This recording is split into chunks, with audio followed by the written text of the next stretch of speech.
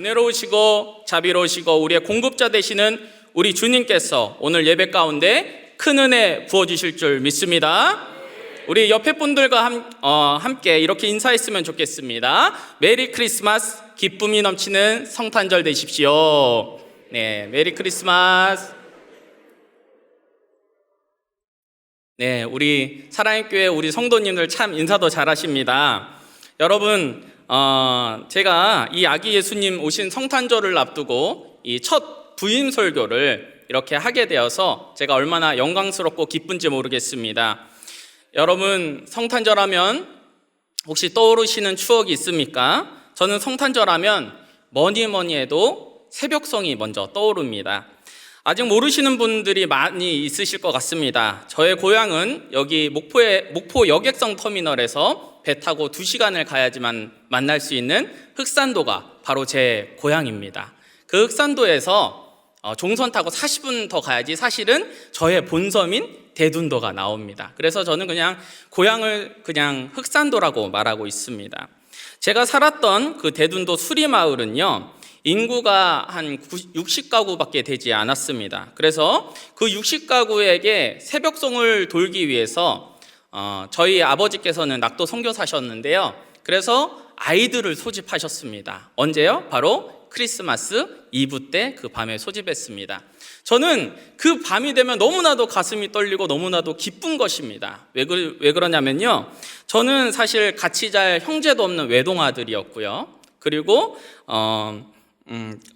외동아들이었고 또 아버지께서 밤에는 절대 저를 밖에다가 두지 않았기 때문에 그때는 공식적으로 밤새 놀 수 있는 날이지 않습니까? 그래서 크리스마스 이브, 특히 그 새벽성도는 그날을 손꼽아 기다렸던 것 같습니다. 그래서 조금 있으면 아이들이 웅성웅성 막 올라오는 그 소리를 들으면서 제가 얼마나 기뻤는지 모릅니다. 그래서 밤새 형, 누나들, 동생들과 함께 잘 하지도 못했던 뭐 007빵이라든지 아니면은 뭐 전기라든지 아니면 뭐 아이언 그라운드라든지 뭐 이런 것들을 하면서 밤새 놀다 보면요, 어느새 새벽 3시 반이 되는 것이었습니다. 그러면 그때부터 아이들이 주섬주섬 옷을 입고 이제 밖에 나가게 되는 것이죠. 완전 무장을 하고 나갔는데요, 문을 탁 열고 나갔는데 눈이 싹 오는 것입니다. 여러분, 이걸 뭐라고 말하죠? 화이트 크리스마스라고 하죠. 여러분, 화이트 크리스마스 하면 뭔가 낭만적이지 않습니까? 그런데 제가 살고 있는 곳이 어디라고요? 섬이었습니다. 그래서 바람이 얼찌나 부는지 위에서 아래로 눈이 오는 것이 아니고요, 옆으로 오는 것입니다. 그래서 찬양을 할 때마다, 새벽성을 할 때마다 그 눈이 입에 다 들어가는 것이에요. 네. 하지만 그래도 행복했습니다. 집집마다 돌면서 저들밖에 한밤중에 또 반응이 이제 없지 않습니까? 꼭 그런 분들이 있어요. 좀 가는기가 좀 드셔가지고 할머니들이 잘 이게 너무 노엘 이러면은 못 일어나시는 거예요. 그러면은 저랑 이제 목청 큰 아이들 있지 않습니까? 그 앞에 일진인 아이들이 그 문틈에 대고 기쁘다 구주 오셨네 이러면서 막 큰 소리로 막 하시면은 그때서야 우리 할머니께서 일어나셔서 상을 들고 오시는데, 한쪽에는 쌀을 담은 그릇에다가 초를 꽂아가지고 이제 초를 이렇게 키시고요. 예. 옛날 분들은 아실 거예요. 그렇죠? 예. 그리고 이제 한쪽에는 봉투를 두고 이렇게 상을 이렇게 꼬부정한 허리를 이렇게 하시고 이렇게 들고 오셨습니다. 그러면 저희가 성미도 이제 받고 이제 봉투 받고 축복해드리고 이렇게 가는 것이 이제 저희의 임무였죠. 그래서 60가구를 다 돌고 나면은 어느덧 새벽 6시가 넘어갑니다. 그러면은 또 이제 교회에 가서 부침개도 먹고 할머니 지사님들이 해주신 떡국도 먹으면서 그 기가 막힌 맛을 음미하면서 몸은 추웠지만 가슴 따뜻했던 성탄절이 아닌가 하면서 이렇게 누워서 잠을 청했던 기억이 납니다. 사랑하는 여러분들, 여러분들의 크리스마스는 어떻게 기억되고 계십니까? 제가 이렇게 성탄절에 행복한 기억을 간직했었던 이유는요, 떡국이 맛있기도 하였지만 밤새 친구들과 노는 것도 있겠지만 더 기쁘고 행복했던 사실은 우리 주님께서 나를 위해서 이 땅 가운데 오셨다는 사실입니다. 그 복된 소식이, 그 말씀이 선포되는 귀한 날이기 때문에 성탄이 더욱 따뜻하고 행복한 날이 아니었나 생각이 듭니다. 그런데 여러분, 세상 사람들은요, 안타깝게도 이러한 아름다운 추억을 누리지 못하고 있습니다. 세상 사람들은요, 성탄절을 그저 연인들과 데이트하는 날, 어디 좋은 카페, 어디 놀기 좋은 곳을 검색하면서 그냥 그렇게 보내는 날로 생각하고 있습니다. 또는 솔로인 친구들은요, 자신의 솔로인 것을 분개하면서 24일 날 수면제를 먹고 자신을 26일 날 깨워달라고 하는 친구들도 있습니다. 하지만 우리 믿는 자들에게 성탄절은 어떤 날입니까? 성탄절은 그저 노는 날, 쉬는 날이 아니고 이 세상을 구하러 오신 구주를 높여 찬양하는 날이며 그 복된 소식을 전해야 하는 날인 줄 믿습니다. 새벽에 우리 예수님 오심을 새벽송을 통해서 사람들에게 알리듯이 오늘 본문 누가복음 2장에 아기 예수님을 오심을 천군 천사가 찬양을 하고 있습니다. 그 귀한 아기 예수님은 어떤 분이실까요? 오늘 본문을 통해서 우리가 함께 살펴보길 원합니다. 첫 번째로 우리 주님은요, 낮은 곳에 임하신 예수님이십니다. 오늘 본문 11절에 보니까요, 오늘 다윗의 동네에 너희를 위하여 구주가 나셨다고 나와 있습니다. 15절에 보니까요, 그 다윗의 동네가 어디냐 하면 바로 베들레헴이라는 곳이었습니다. 여러분, 베들레헴의 뜻이 무엇입니까? 앞에 베들은 집이라는 뜻이고 레헴은 빵이라는 뜻입니다. 그렇다는 것은 빵고울 또는 떡고울이라는 뜻이죠. 그렇다는 것은 베들레헴이 큰 도시였다는 것입니까? 아니면 작은 마을이었다는 뜻입니까? 네, 작은 마을이었습니다. 우리 예수님께서는 그 작은 마을 가운데 오셨습니다. 그 이유가 무엇일까요? 왜 작은 동네 가운데 주님께서 오셨을까요? 그것은 우리 주님께서 겸손의 왕이시며 동시에 신실하시며 약속을 지키시는 하나님이시기 때문입니다. 그 증거가 바로 말씀 가운데 있습니다. 여러분, 우리 미가서 5장 2절 말씀을 한번 저와 여러분이 합독하도록 하겠습니다. 우리 함께 읽겠습니다. 베들레헴 에브라다야, 너는 유다 족속 중에 작을지라도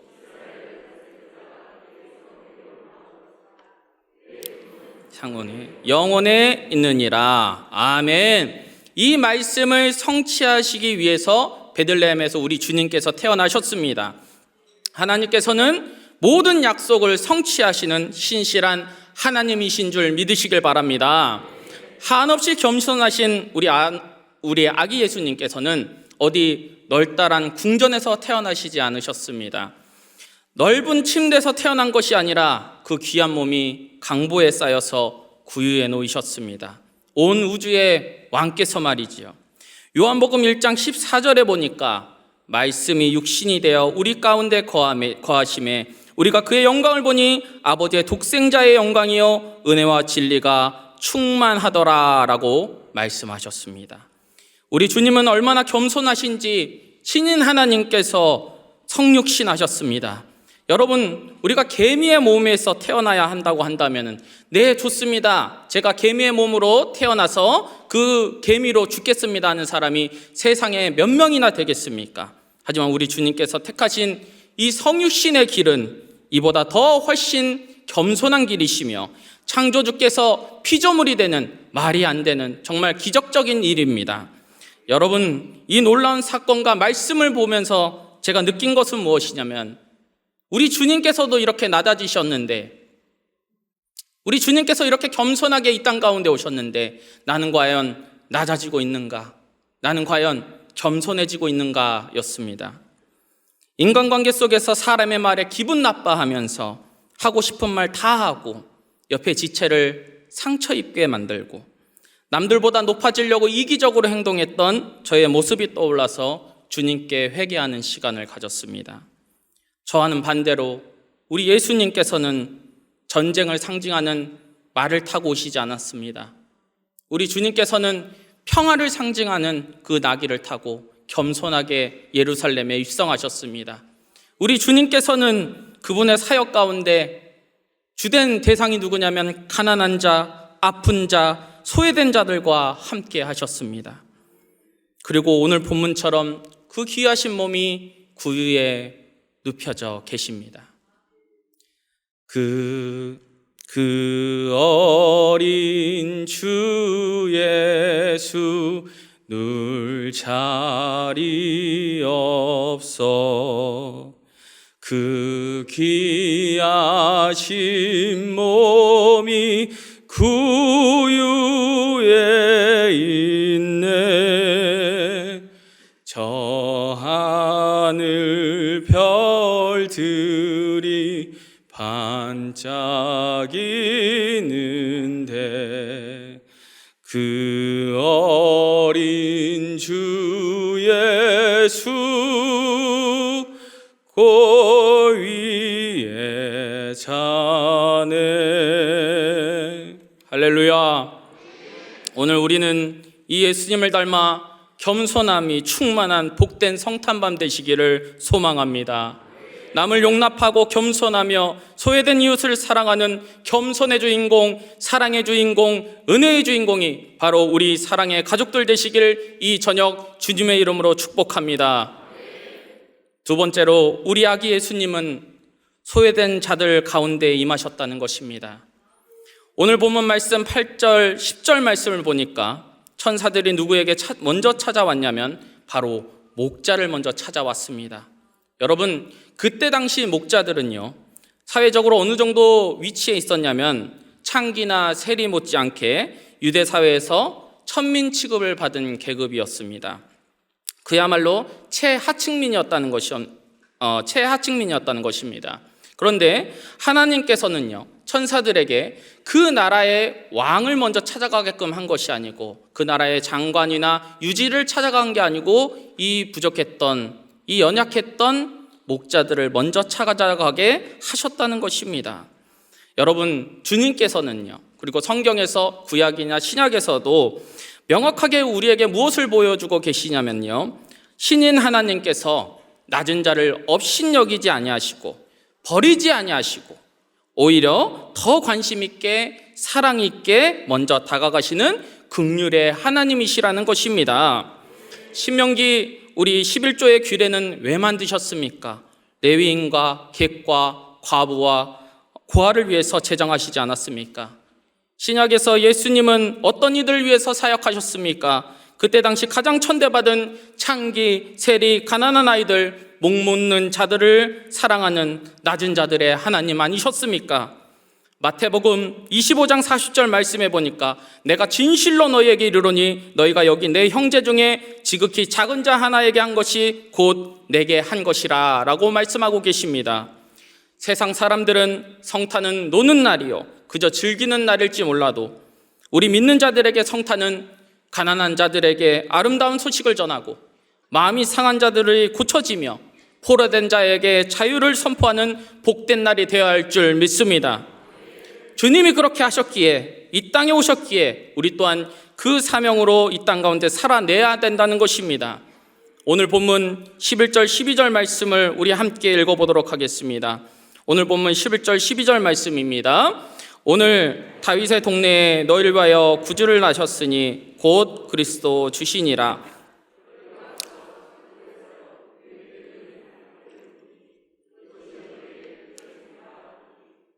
왜 우리 주님은 그 낮은 곳으로 오셨을까요? 여러분, 만약 우리 주님이 낮은 자의 하나님이 아니시라고 가정을 한다면은 여러분 정말 상상하기 정말 끔찍하지 않습니까?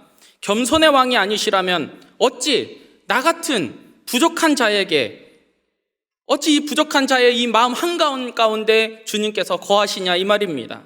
어디 유력 인사들이나 그 나라 권력이 가장 강한 사람들에게만 거하시지 않았겠습니까? 하지만 우리 주님께서는 겸손하셨습니다. 사랑이 충만하시기에 이 부족한 자의 마음 가운데 거하시며 오늘도 날마다 풍성한 은혜를 부어주시는 줄 믿습니다. 또한 우리 예수님은 저와 여러분의 마음을 공감하시기 위해 사람의 몸을 입으시고 가장 낮은 곳으로 오셨습니다. 죄악 속에 빠져있는 인간들의 삶, 세상의 거친 소용돌이에 살 수밖에 없는 우리의 삶 가운데 우리 주님께서 직접 오시고 경험하시고 직접 오셔서 우리를 만져주시고 치유하여 주시고 더 나아가 궁극적으로 우리를 저 죄와 사망의 법에서 건져내시기 위해서 이 땅 가운데 오셨다는 것입니다. 여러분, 제가 중학교 때의 일입니다. 제가 중등부 담당 목사인 거는 여러분들 다 알고 계시죠? 제가 중등부 때는 말이죠, 정말 사춘기를 아주 세게 경험했던 사람입니다. 왜냐하면은 저는 중학교 1학년 때부터 부모님은 흑산도에서 계속 사역을 하였고 저는 혼자서 의정부에서 생활을 했습니다. 그래서 하숙도 해봤고요, 혼자 자취도 해봤고요, 그리고 할머니 집에 거하기도 했습니다. 그러다 보니까 그때 당시 부모님과 이렇게 살지 못하니까 다른 친구들보다 훨씬 더 사춘기를 더 세게 경험했던 것 같습니다. 그런 저를 위해서 저희 아버지께서는, 저희 어머니께서는 저의 마음을 위로하시고 고치시기 위해서 매일 전화도 하시고 위로도 하시면서 저를 어떻게든 이 사춘기를 잘 넘게 하려고 노력하셨습니다. 하지만 여러분, 아이에게 부모의 이 부재가 얼마나 큰 일입니까?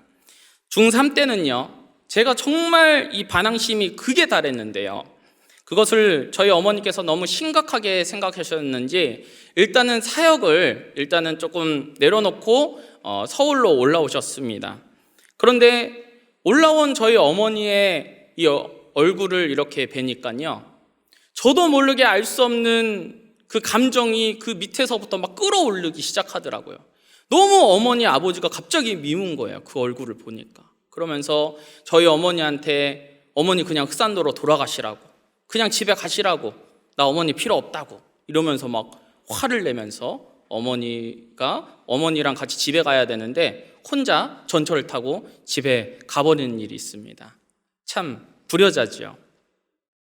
그런데 만약에 저희 어머니께서 저를 그때 혼자 가버린 저를 버리시고 저를 따라오지 않으셨다면은, 저를 끝까지 인내하시면서 챙겨주지 않으셨다면은, 사랑하지 않으셨다면은 아마 저는 이 자리에 서 있지 못할 것입니다. 저희 어머니께서 끝까지 저를 데려다가 밥을 먹이시고 위로하시면서 저를 돌봐주시니까 이상하게 저도 모르게 제 마음 가운데 평안이 임하기 시작하는 것입니다. 다음날 학교를 가니까요, 친구들이 제 얼굴을 보고 놀라더라고요. 광보가, 너 얼굴이 너무나도 평안해졌다, 이렇게 저한테 말하더라고요. 왜 제 얼굴이 편해졌을까요? 왜 제 마음 가운데 평강이 임했을까요? 바로 나에게 어머니가 끝까지 인내하시면서 나와 함께 하셨기 때문입니다. 제가 너무나도 사랑하는 성경 구절이 있습니다. 시편 131편 2절 말씀인데요, 이 말씀을 저와 여러분이 함께 합독하길 원합니다. 우리 함께 합독하겠습니다. 실로 내가 내 영혼으로 고요하고 평온하게 하기를 젖된 아이가 그의 어머니 품에 있음 같게 하였나니 내 영혼이 젖된 아이와 같도다. 아멘. 사랑하는 여러분, 그 아이가요, 고요하고 평안할 수 있는 이유는요, 그의 어머니 품에 안겨 있기 때문입니다. 우리 성도가 여러분 평안할 수 있는 방법은요, 바로 주님 품에 안길 때, 주님의 말씀 안에 거할 때 우리는 참 평강을 누릴 수 있는 줄 믿습니다. 평강의 주님께서 나와 함께 하시는데, 또 한편으로는 여러분 이런 마음도 들더라고요. 낮은 곳으로 오신 주님이시기에 이 부족한 자의 마음 가운데 거하신 거지만, 제 마음은 너무나도 가시밭 같고 내 마음을 성전이라고 말씀하시는 주님 앞에 보여드리기에는 이 마국간 구유 같은, 어쩌면 그 마국간 구유보다 못한 내 마음을 보면서 주님을 이곳에 모시기에는 너무나도 부끄럽고 죄송하다는 생각이 들었습니다. 여러분들은 주님을 어디다 모셔두고 계십니까? 마음을 아름답게 하나님 말씀대로 성전에 모셔드리고 계십니까? 아니면은 저 처량한 마국간 같은 마음에 모시고 계십니까? 웬만한 손님이 와도 아랫목 사랑채에다가 모시는데 우리 주님을 여러분 어떤 마음 가운데 모시고 계십니까? 사랑하는 성도 여러분, 오늘 여러분에게 저는 이렇게 도전하고 싶습니다. 여러분의 마음의 가장 높은 곳에, 여러분 중심 가운데 오직 예수님만 모시길 소망합니다. 구유 같은 마음이 아니라 정결하고 거룩하고 성전 같은 내 마음에 예수님 모시는 우리 성도님들 되시길 주님의 이름으로 축복합니다. 우리 마지막으로, 우리 아기 예수님은 찬양받기 합당하신 분이십니다. 오늘 본문 13절 14절을 우리 함께 읽어보도록 하겠습니다. 13절 14절입니다. 호련히 수많은 천군이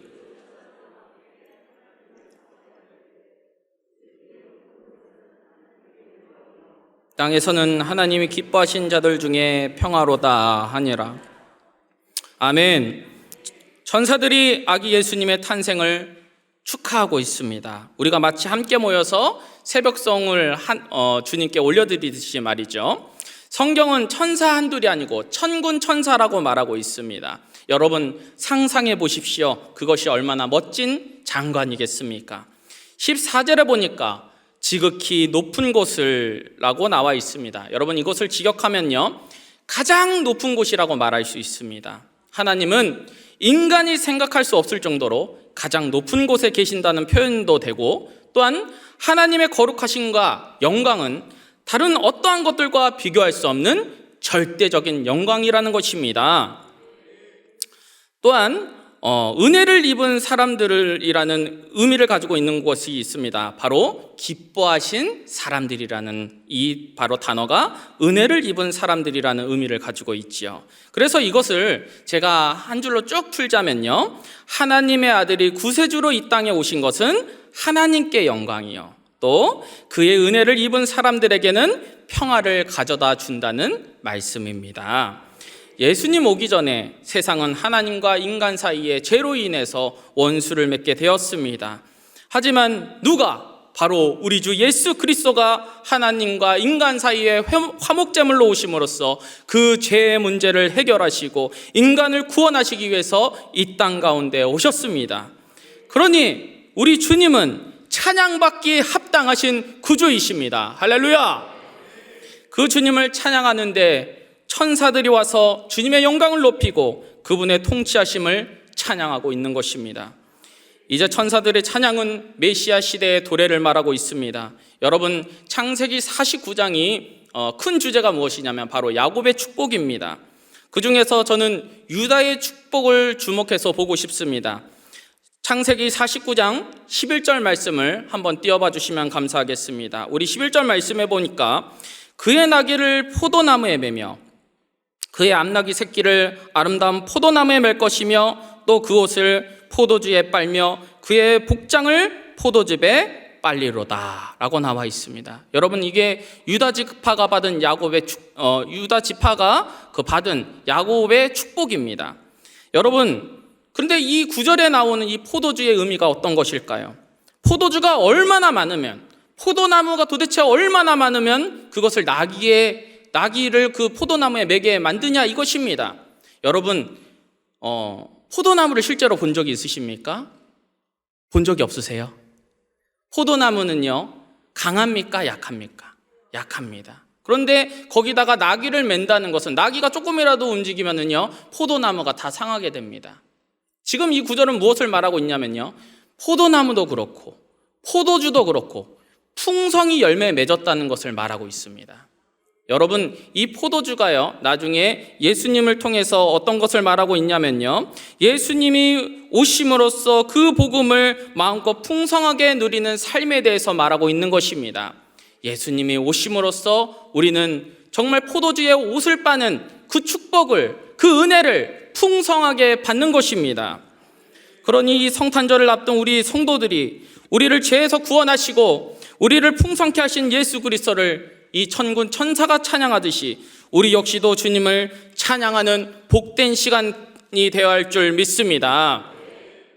말씀을 맺도록 하겠습니다. 사랑하는 여러분, 오늘 성탄절을 맞이해서 누가복음 2장 안에 있는 우린 겸손하신 예수님을 말씀을 통해서 발견하였습니다. 우리 예수님은 지극히 높은 곳 가운데 영광 받으시기에 합당하신 분이시지만 이 아기 예수님께서는 저 작디 작은 허름한 구육 가운데 오셨습니다. 그 이유는 겸손하시기에, 그리고 낮은 자의 하나님이시기에, 또한 우리를 너무나도 사랑하시기에 이 땅 가운데 오셨다는 것을 성경은 말하고 있습니다. 그럼 겸손의 왕께서 부족하고 연약한 우리의 심령 가운데 찾아오셨습니다.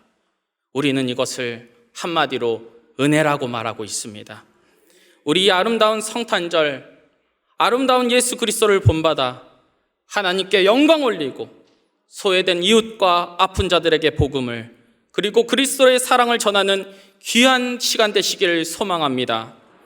또한 여러분의 심령을 거룩하고 정결한 성전으로 가꾸어서 허름한 내 마음이 아니라 궁정 같은 심령의 가운데 우리 예수님을 모시고 왕 되신 주님만을 모시고 나아가는 우리의 사랑의 가족 되시기를 이 밤 주 예수 그리스도의 이름으로 간절히 축복합니다.